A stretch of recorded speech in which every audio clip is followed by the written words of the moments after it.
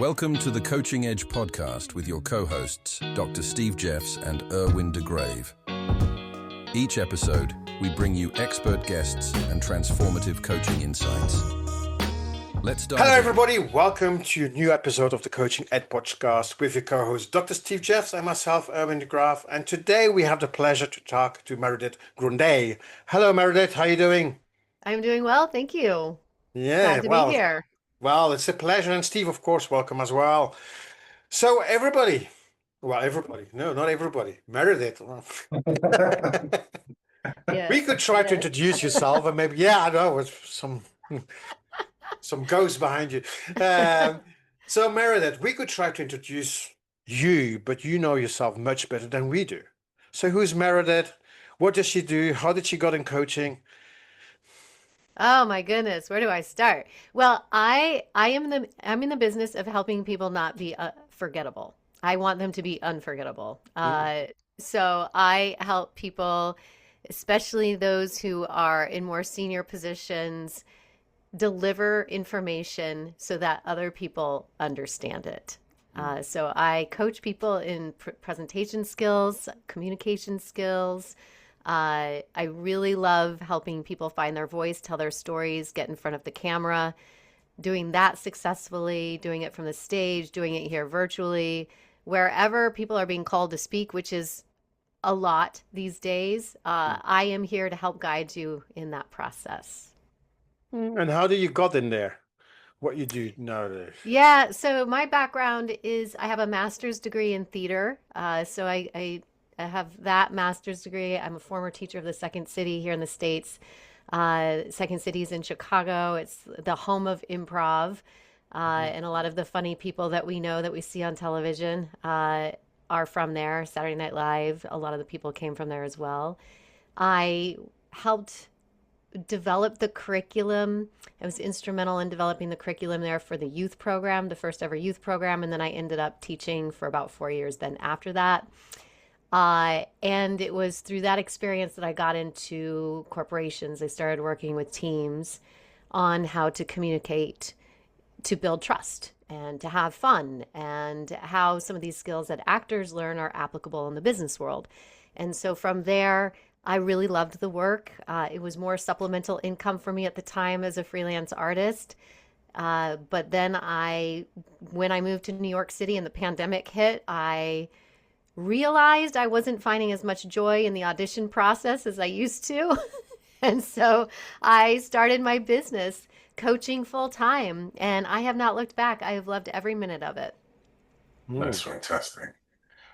Communication seems like it should be easy. Like everyone's doing it. We've done it since we learned to speak. What are you seeing is the biggest barrier to communication being effective for fun, for trust, and for some of these things? I feel like the biggest barrier is fear. I feel like people fear the difficult conversations, or they fear the conflict. And I feel that sometimes when the person who's modeling behavior, whether you're in the leadership position or you're a parent, if you're not modeling how to communicate and also sharing the kind of, I'm going to do air quotes, the rules. I don't like the word rules, but the rules of communication. I feel like people don't know how to enter in, or how to have those conversations. And so I feel like that's where a lot of the barriers are. It's just in what we don't say, I feel, is where the barriers are. But it also happened that people, and I'm looking at myself, that for example, if I need to communicate in a certain specific way, Yeah. I get stuck because I need to do it this way, and I don't feel comfortable to doing it that way. I prefer doing more my way. That's where I see like something. And is that sometimes necessary to do communicating in that certain way so that people accept you, or is it good to communicate how you feel best and break barriers? Oh, so can I just reflect back what I'm hearing you say? Yeah. The question I'm hearing is, I have my way of communicating, and so I am going to automatically think that that is the best way to go about communicating versus maybe, or and I'm hearing like, oh, the barriers maybe are like, maybe I'll break the barriers if I just go with the way that I communicate. Is that what I'm hearing in the question? Yeah. So it's actually a double question, so I know. So let's do for the first question is I'm feeling more comfortable talking like I do now without a presentation. Yeah. And if you do have to do a presentation, I completely go in the mist because I like, oh, I've got my, Oh, and yeah. that's like, I don't like that way, but I am like pushed to do it and I don't like it. That's maybe what people also feel like I have that. That makes Yeah, it like difficult. the biggest hurdle I see with people is because they don't give themselves structure. And I feel that when you know where you're going, it's easier to be off the cuff, extemporaneous, feel more natural, conversational, however you want to frame it. And the thing that I love, and this is where the improv is applicable, is that as an improviser, you're not just making stuff up on the spot. You're given a game or a structure. There's some sort of a framework that you're working with so that you can better relate with the other people you're on stage with, or you can deliver that amazing monologue or whatever it is that you're doing from the stage.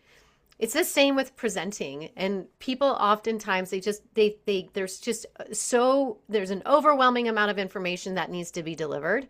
Oftentimes it's absolutely too much information for that particular audience.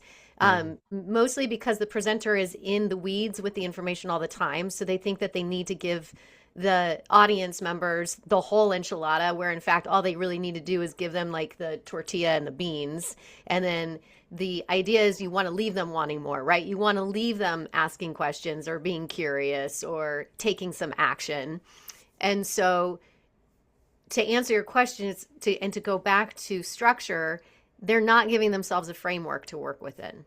And they don't understand it enough to where they can just speak effortlessly and communicate with the audience in the way that they feel better. You hear a lot, oh, I do better off the cuff. Well, you might think you do better off the cuff, but I just got like a data dump and I don't know what to do with any of it Hmm. because there was no structure to it. So that structure, so it's so important to have a structure, but that Yeah. structure needs to be molded to the person so that the person feels comfortable in that structure. Yeah, 100%. So a very easy one that I teach is essentially your introduction, and your introduction has 4 parts, and you understand what those 4 parts are. So I understand in my introduction that I'm going to start with a hook. I'm going to say something that's engaging. It's a story. It's a quote. It's something. Look at me giving a thumbs up. Sorry. Zoom is hooked. It's like, yeah, I'm with Yeah, is that yeah? My Zoom likes what I'm saying. So you start with the hook. So it's a story or, a quote, something, a startling statistic. Then you share who you are for the credibility piece if they don't already know who you are. That's also the place where you say your salutations, like thanks for having me. Maybe you thank the host and so forth. Then you talk about what your audience is going to gain from your presentation and why your presentation is important to them. That's all in the first 3 minutes of your presentation. That's the introduction. Then it's your 3 key takeaways. What are the 3 things that they absolutely must know before they leave the room? Then your conclusion, wrapping it probably back up to the beginning, and then your call to action. It's a very simple structure, but if you follow the structure, then you'll be able to get from A to B. But if you're just kind of loosely sharing information, then it's going to be more difficult for your audience to retain it. One thing I've seen in this conversation is that there's 2 sides to any conversation. Mm-hmm. Erwin, your question sort of came from the conveyor, the transmitter of the message. How do I feel comfortable sending this off? And Meredith, you're paying a lot of attention to how the message is sent such that it can be received. Yeah. Yes. Yes. Now, I think this, in the work that I do, a lot of people focus on the first and neglect the second. How do I communicate rather than finishing the sentence? How do I communicate so that my message can be received? Yeah, beautifully stated. I would agree. Hmm. Because I do think that we spend a lot of time in noodling over things. It becomes about our reputation. It becomes about, am I going to get the raise? It becomes about, am I going to book more business? And it becomes very ego focused, if you will, where when you think about your audience, and if you're in a place of, I want to serve my audience, I actually want to add value. I want to make somebody's life better. Uh, that actually takes a lot of pressure off of you as the presenter, and it helps your audience receive it better because there's care and intentionality put behind the words that you're sharing with them. So in many ways, when we pay attention to the audience and provide this communication as a gift to them in service of a larger Mhm. purpose, it makes it easier for us, easier for them. It lets go of a whole lot of the judgment and helps us get beyond a lot of the fears that are kind of holding us back in the first place. Yes. Yes. It's easy when I say it like that. Yeah. It's amazing. I love it. I love it. And who doesn't want to feel good? Like, I mean, work doesn't need to be boring. Well, that's a myth that's a view that I think many would argue with. In fact, I've had similar arguments, but I'm aligned with you. Uh, it's, working hard doesn't have to be hard work, and, having energy, having alignment, we can absolutely have fun and be serious all at the same time. Yeah, I feel like people do things in the name of professionalism, but everyone has a different interpretation of what professionalism means. So we're all like, a lot of people are just like treading water, and people don't really feel like they can authentically just show up. And then, of course, that word authentic gets thrown around all the time. And then people are like, I don't even know what authentic means anymore. So it just becomes this like heady thing for no reason at all, where we're all there. Yeah, everyone wants to make money. I get it. But if you're spending that many hours in the day doing that work just because you want a paycheck, maybe let's reevaluate. Let's try to figure out, how can we make this a little bit more soulful, heartfelt, leading to a bigger purpose. Absolutely. Well, your work around voice seems to connect in with here, helping people find their voice and speak their voice. Yeah. Yeah. Um, That to me is a big question. I see a lot of people struggling with, like, I want to be authentic, but who am I? Yeah. Who am I in a way that will be accepted? Who am I in this context? What is my voice? If I had a voice, what would I even want to say? Like, these are all questions that I've played with, and B, I hear coming out of clients. How do you respond to these sorts of questions? Well, I feel that the one thing that I noticed just from the clients that I've worked with is that sharing story, personal story, if you will, and what that personal story is can be really vulnerable for people. Mm. And it's very different from person to person, of course, what a vulnerable story is or what that means to them. But I will ask people to share story, and they'll share something, but it's not a story, right? There's that emotional connect that's really difficult for people. And I get it, because we go to these spaces for work, and I'm talking about a lot of the people that I've worked with that are in these 9 to 5 jobs, and we're modeled again and again and again what professionalism looks like, or what vulnerability or authenticity, or those words that get thrown around a lot these days are.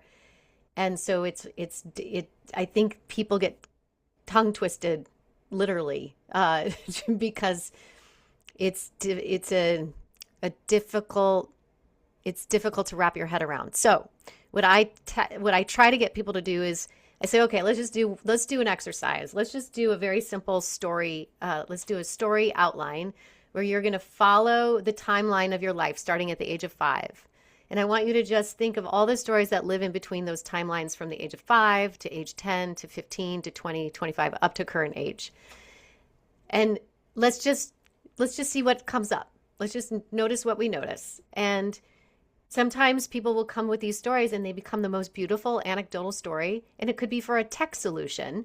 And it could be, for example, there's an example I use a lot of somebody who was selling an AI tool And he, on that story, that timeline, found a story about his son who had a hard time going up the stairs, and he would take forever to go up the stairs. It would be bedtime, and his wife and him would be like, just go up the stairs. But he would be holding onto the railing with both hands and taking his time, right? And then for the life of them, they're like, why can't he just go up the stairs with one hand on the railing? Why does it always have to be both hands on the railing? And his son was just, he wasn't confident. He was scared. And this went on, though, for a really long time. And so one day he comes home from work, and there's his wife trying to get his son to go up the stairs again. And he's like, I have an idea. And he goes into the garage, he grabs a hammer, and he brings it in. He hands his son the hammer, and he goes, walk up the stairs. And so the kid walks up the stairs with a hammer in one hand and the hand on the railing, and does this a few times up and down the stairs. And he says, great. And he says, give me the hammer. Now walk up the stairs. And the kid walks up the stairs with one hand on the railing, much faster than he had before. So that was a story that he chose to use as his introduction. And he did a punchline to the story, which is "We are your hammer," where the solution to your problem essentially was the punchline to that story. But it took a lot to finesse that story out of him, right? Because we're not used to telling stories like that. We're not used to telling stories about our personal lives, our home lives.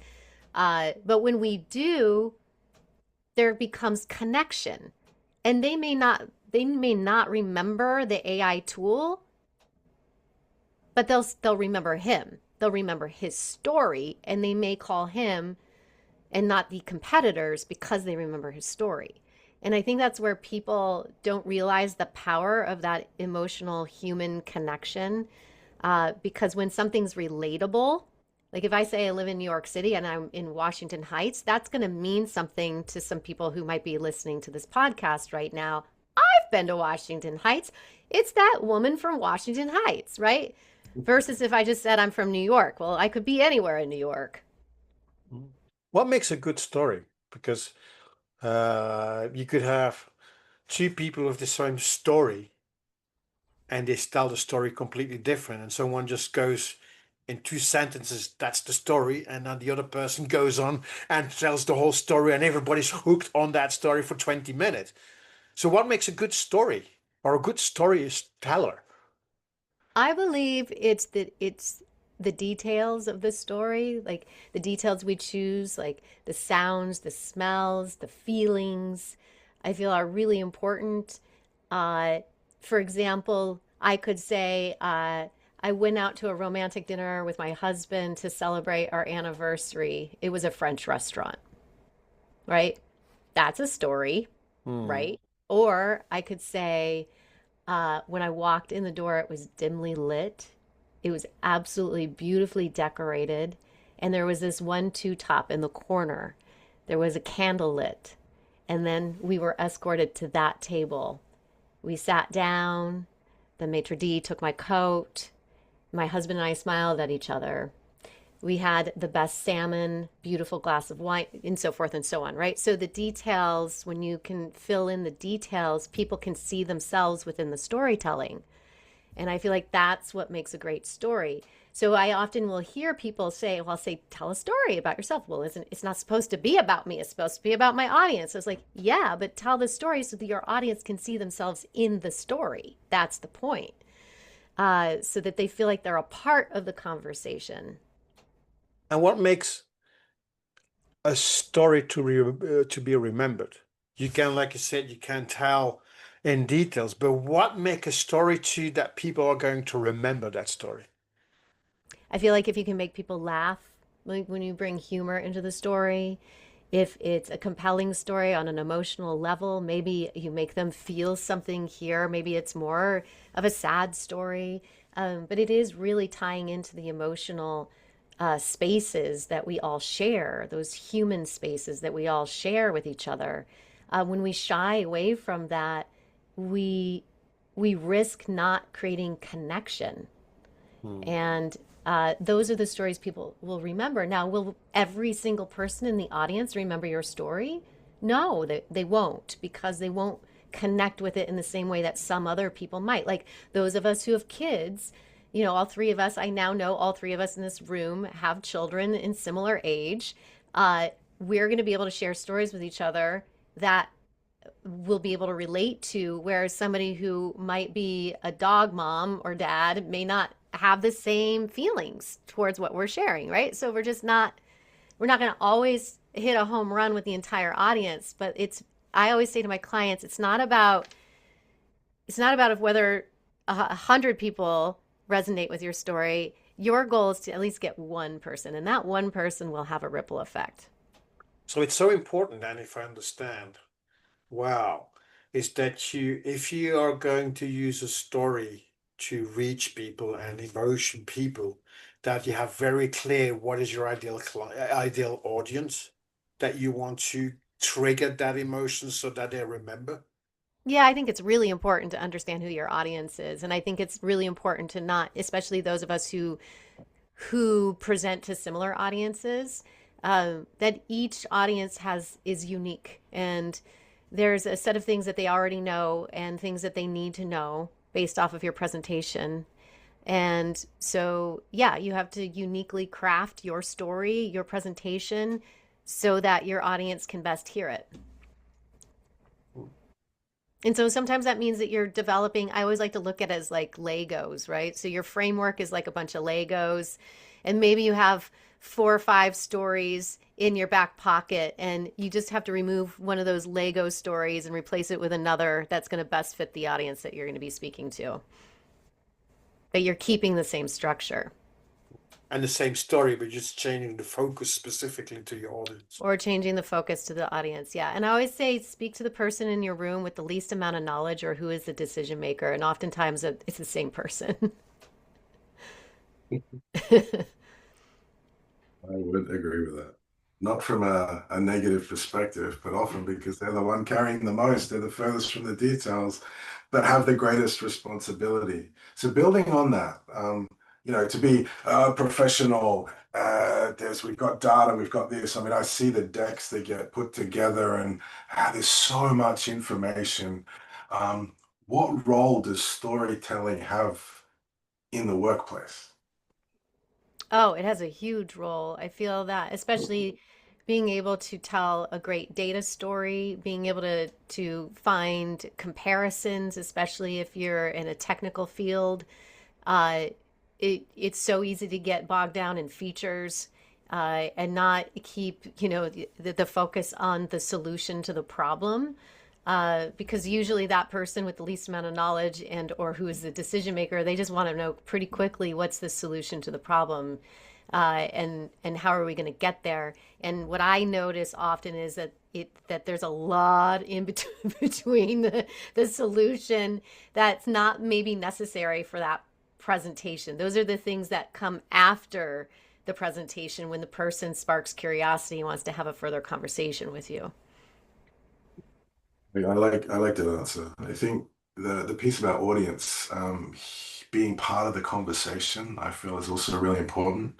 I Yeah. see too many people standing up as the uncontested expert and actually don't contest me because I'll prove you wrong. And there's that defense. We've got all this data, we've got all this. It's just a waterfall of features. I love that phrase, or numbers, or things. And actually, the numbers should be telling a story. Like the meaning, what do they mean? Meaning is a Yeah. story. What's Yeah. important about these numbers? Well, that's story. Why do we even care about these? Well, that's story. Yeah, and how can you make it accessible for people to understand it immediately? Like, what can you compare it with, right? Uh, and I feel that we just overly complicate. And also I feel like when you are presenting, and especially when you're presenting visuals, you've got to be a guide for your audience. You can't put a slide up there that has like a gazillion data points, and then be talking at the same time as your data points are on the screen, and what you're saying isn't lining up with at all what the audience is seeing. What they're trying to do is make sense out of what you're showing them, but you just keep talking. So what happens is nobody is retaining anything. It just becomes noise, and that's why you're forgettable. That's why when people leave, they don't retain anything, because it was just too much information happening simultaneously at the same time. So you're basically saying it's better to do a good presentation or a storytelling or a story about what's going on without a presentation, because it's correct. I've seen this, that people do a presentation and they have slides, and then some people are just looking at the slides and they're not listening to what you're saying. So Yeah. it's one of the two means, although that slides could be good just with one managed image that supports the story that you're telling. Yeah, well, Correct. yeah, I always say to people, you have to consider all the different learners in your audience. And so people are receiving information differently. You've got your visual learners, you've got your, kinesthetic learners, we're all different. So the visuals are very important, but I think radical simplicity needs to come into play. And sadly, simplicity in most spaces is not a word that's often embraced. So I always ask people, like, how can you radically simplify this slide and still get your story across? And then how can you set this slide up so you're not competing with it? So that's going to take some work, right? Because you've got to figure out what are the transitions in your deck. So if you're moving from one slide to the next, can you set your audience up for what they're about to see, especially if it's a data slide? This is what you're about to see, and then land on that slide and then be quiet. It's okay to be quiet. Let them take the slide in. And then you need to orient them to where to look. So they just looked at the slide, they've processed what they're looking at, and maybe the most important data point is smack in the middle of the slide.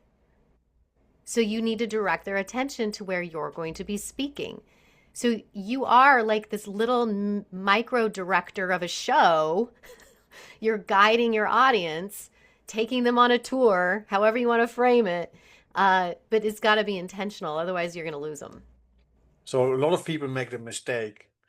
Well, I've seen people making the mistake that they make first a presentation and then try to create a story. And I think listening to you, you should first create your story and then see what visuals, audio, or other resources are going to support your story. Yes.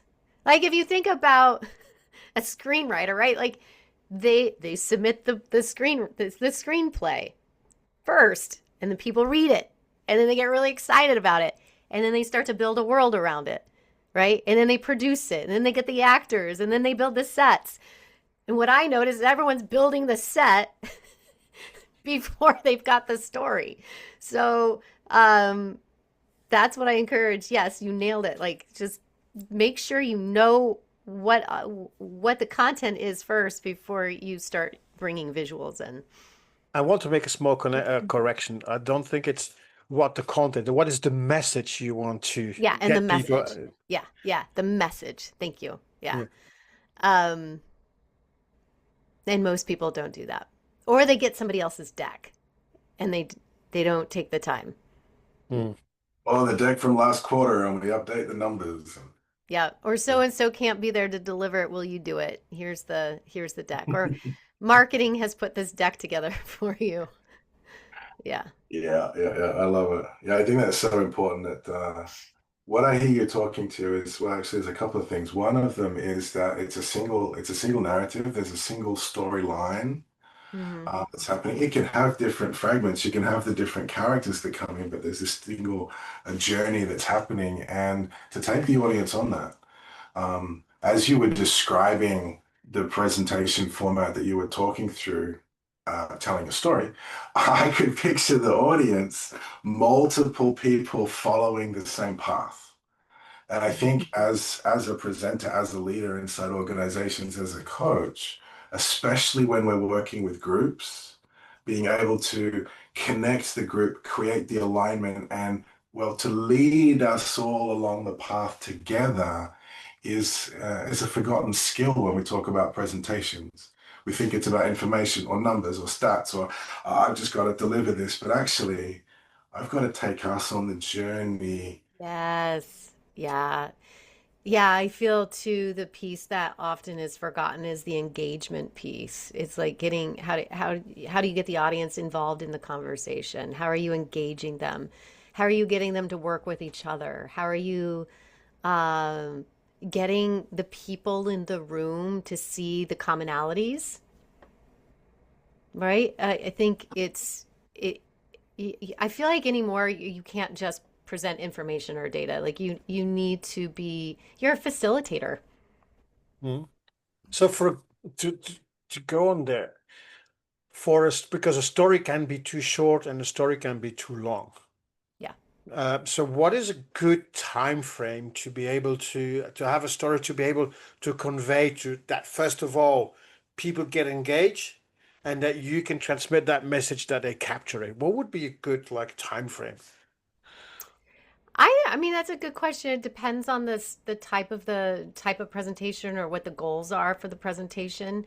But I would always, I would say a 3 minute story, maybe 5 minute. It depends Hmm. on the length of the presentation itself. Like TED Talks are there for a reason because most people, it's studies have shown that can only really focus for about 20 minutes at a time. So a presentation, a 20-minute presentation, that's why they're 18 minutes, right? It's because it's kind of like this perfect time frame.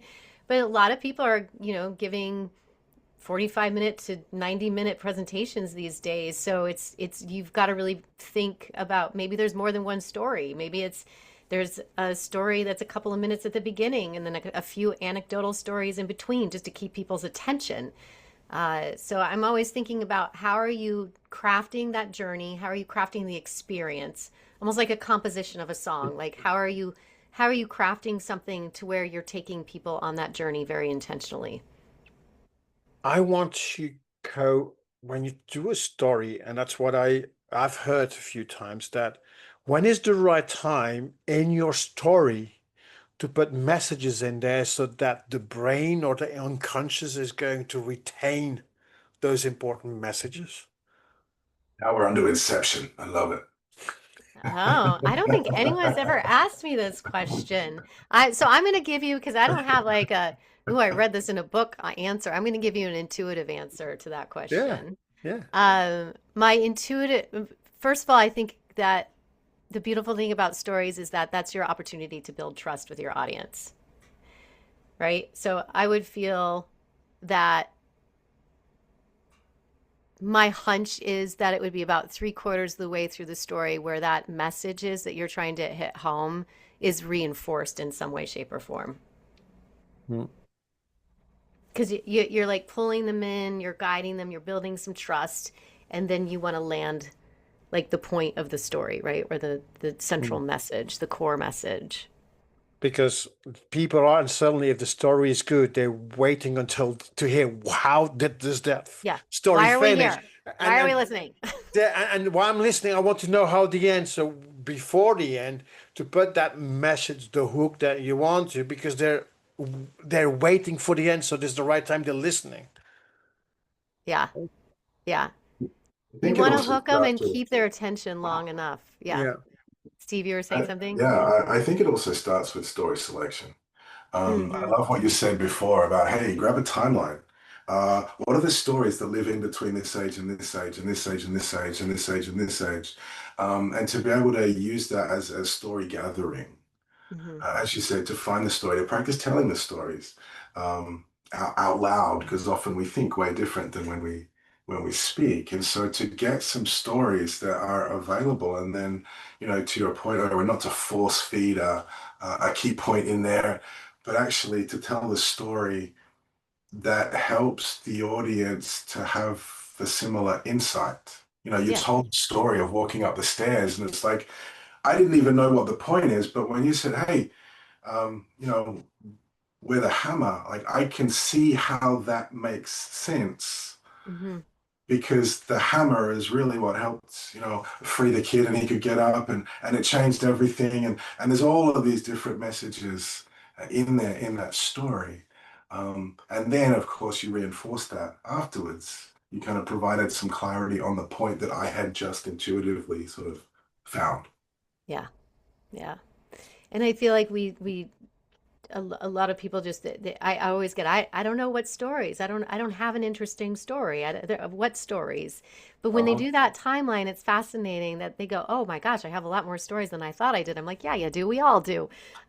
There's one exercise that I'll do. I teach this group coaching program called the Practice Room, and it's improv for speakers. And so one exercise I'll do is just have everyone randomly pick up the first item that they see on their desk, right? And so if I just picked up the first item, it's this one, it's my hair clip. Even though it's just a hair clip, it came from somewhere.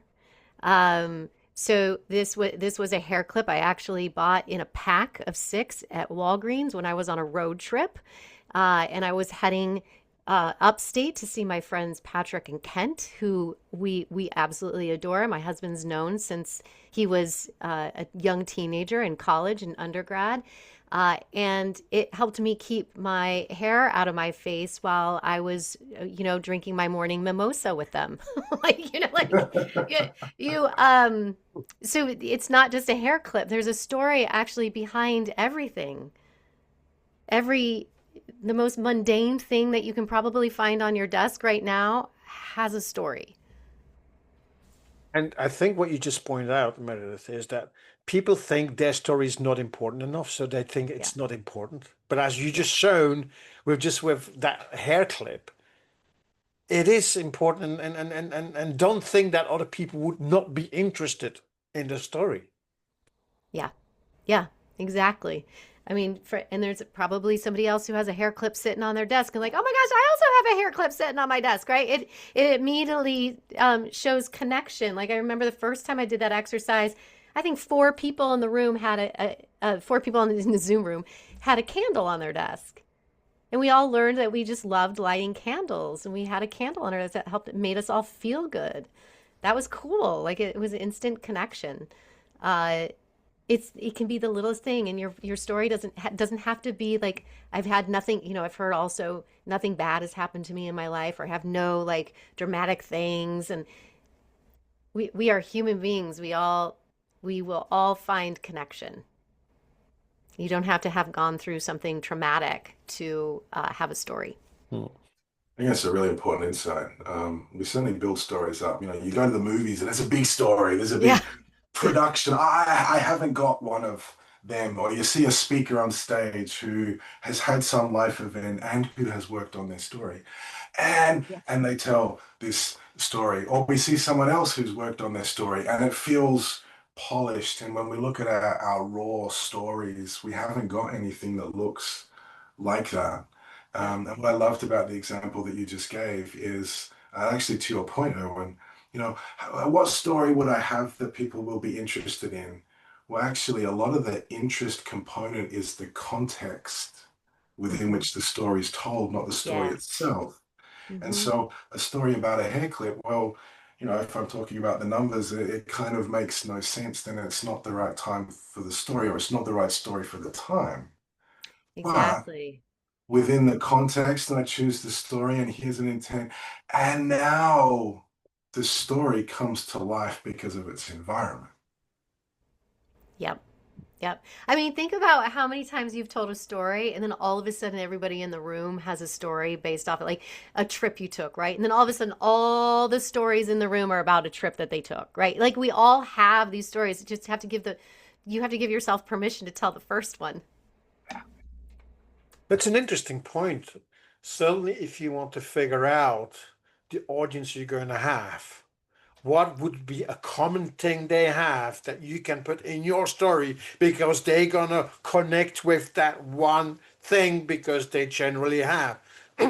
So if you go to a school and you talk to parents, well, they have kids. Well, it's another it's about something what kids do around that age, and you take something and they go, yes, my kid has done something like that, or Yeah. and then you Yeah. got them engaged and say, yes, it's that empathy kind of thing. What you It do, what is. It's people. building the empathy piece of it. I mean, I've been hired to be a speaker for a few times this past year. There was one event that I had actually where I was listening to to the audience and some of their pain points, because I had the pleasure of like being able to hang out with them before I got on stage and gave my talk. And I completely changed my story on the fly. I was like, oh, the story that I brought, I don't think is going to connect with them quite as well as this other story I've got in my back pocket. And I didn't even know I had that story in my back pocket, but it was something that one of them had said that made me remember this experience that I had as a server waiting tables in San Francisco back when I was like 22 years old. I was like, I'm going to tell that story. And it went off really well. And they all related to it. And they're like, I saw all the heads doing this, right? So sometimes it just takes listening to your audience too, like give yourself an opportunity to like ask some questions, get to know them, make some eye contact, shake some hands.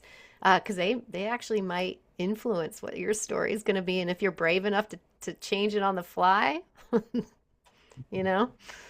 Yep. I can picture that. One of the things I'm appreciating as we're going through this conversation is the stories that you're telling as we're talking about stories. Yeah. Not just talking about it, but actually demonstrating. Actually, you're given an example through a story lens, and I can picture the audience, and I can picture the conversations. I guess I'm contributing to my own experience. I'm filling in the gaps. I'm involved in that image that I wasn't there. And I love that because that's what we're speaking to. It's not just about sharing the information and going, this is what's going to happen. It's like these are moments to get a sense of a taste, to find ourselves as an audience drawn in, to be able to understand what we want to be doing to draw our audiences into Yeah. what we want to be sharing. So thank you for role modeling and living Yeah. what you're speaking You're to. welcome. You're welcome. You're welcome. I do want to speak into one thing too, which is sometimes the stories can be sensitive stories, right? So I just am thinking of a client of mine that I got to work with this last year where she had a turbulent relationship with her mother who had passed away. Her story, that relationship with her mother was very relevant to the material that she was sharing in her message.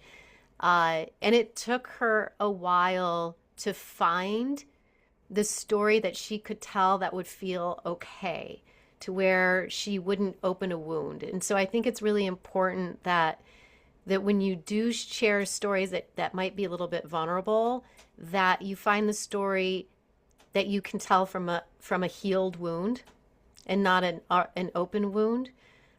Because there's two things that can happen. One, you can re-traumatize yourself, and then the second piece is that it can sometimes be uncomfortable for your audience if you're not healed from it as well. So I did want to say that I think that's really important. So it is about finding a coach or your partner or somebody that you trust, and like you said earlier, Steve, like practice that story out loud. Notice what it feels like in your body. Notice if it's triggering you or not. And then maybe if it's a story you know you're like, nope, I got to tell this story, then just keep adjusting it so that it feels right to you. And doing that out loud, I think, is very important in getting the feedback. Absolutely. And finding the word flow, just like when you learn the Yeah. piano, we practice and we repeat, we get the muscle memory so that this finger knows that after that one, it's kind of got to go. The words kind of work out where they've got to line up and then they can come up with greater smoothness. Totally. Building on where you just pointed, what sort of design or context setting is useful for a speaker to know to be able to create safety for them to share those sorts of vulnerable type stories? That's a great.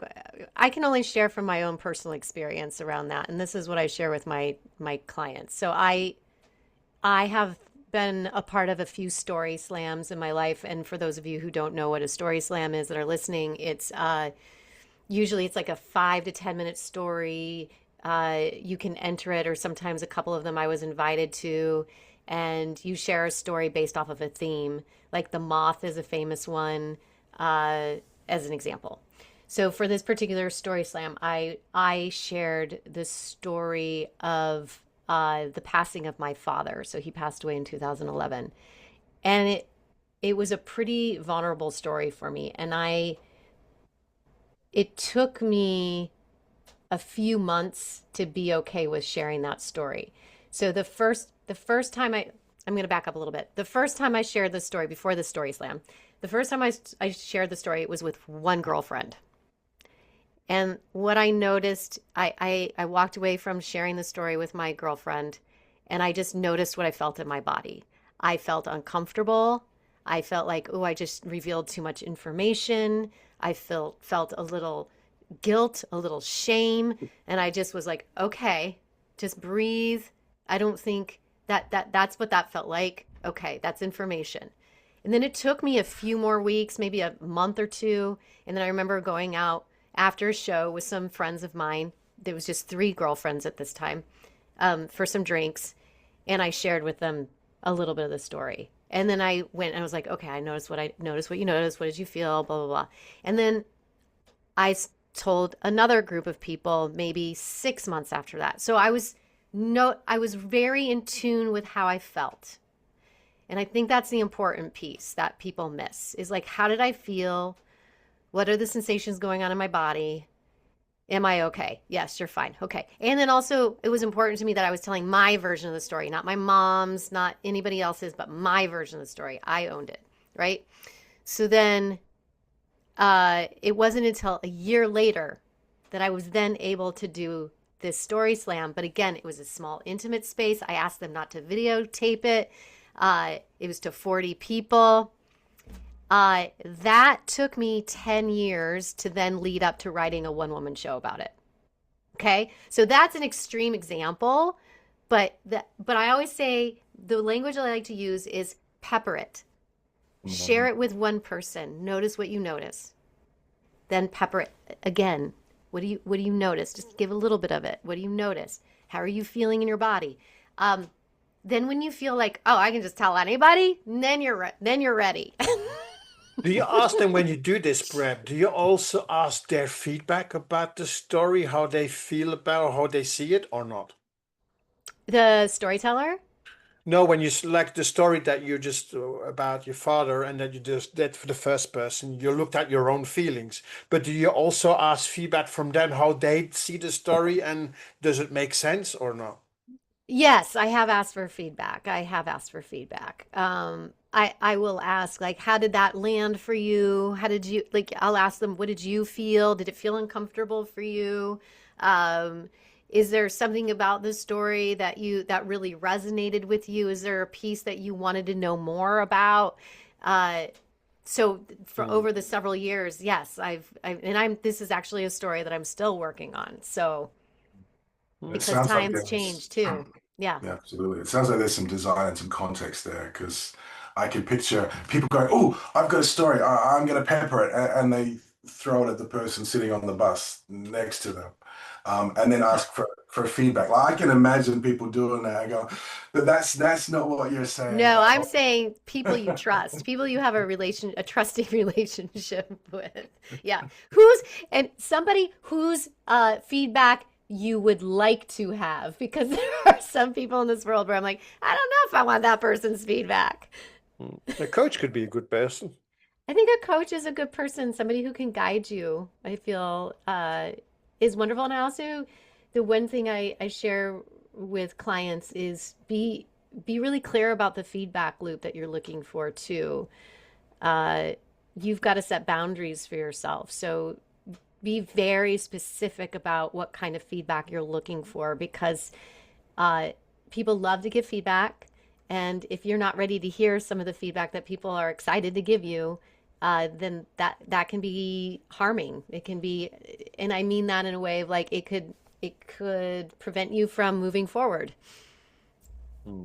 or it could make you feel overwhelmed. Yeah. So I feel like be really clear about what kind of feedback you want. I love it.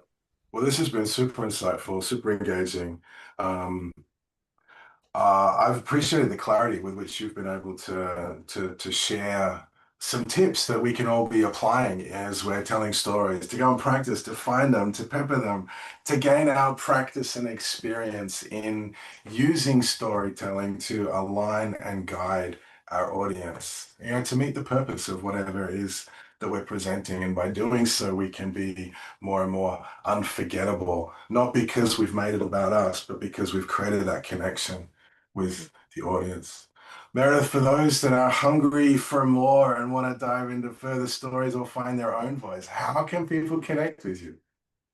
Well, you can find me on LinkedIn, and my name is spelled Meridith. I have to share that because people want to spell it with two E's. My last name's Grundei, Grun as in Nancy, D as in dog, EI. I'm also on TikTok. I give a lot of pointers on TikTok, and you can find me there. It's at Meridith Grundei. YouTube as well. You just Google me. You can find me. Well, Meredith, thank you very much for this exciting chat that we had because it was really interesting. And thank you for following us wherever we were going to. So Yeah. thank you very much. Everybody else, thank you very much for listening again. And until the next episode, take care. Bye. Thank you. Thanks for tuning in to The Coaching Edge. Until next time, keep coaching and keep growing.